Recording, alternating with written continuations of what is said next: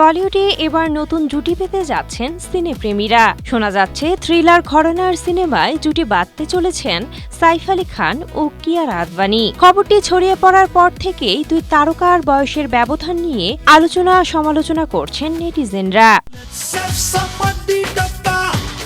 জানা গেছে সিনেমাটির নির্মাণ করবেন কণিকা ঢিলন। এর প্রযোজনার দায়িত্বে রয়েছে এক্সেল এন্টারটেইনমেন্ট। বর্তমানে চিত্রনাট্যের কাজ চলছে। চলতি বছরের শেষের দিকে শুটিং শুরু করার পরিকল্পনা করছেন নির্মাতারা।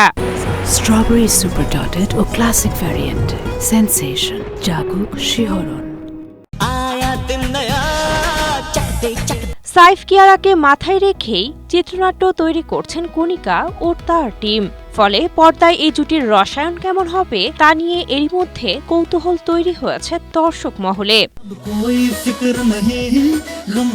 তবে সিনেমার নাম এখনো ঠিক হয়নি, এমনকি সিনেমার গল্প গোপন রাখা হচ্ছে। চিত্রনাট্যের কাজ শেষ হলেই ছবির বিস্তারিত জানা যাবে, এমনটাই জানিয়েছেন সিনে সংশ্লিষ্টরা।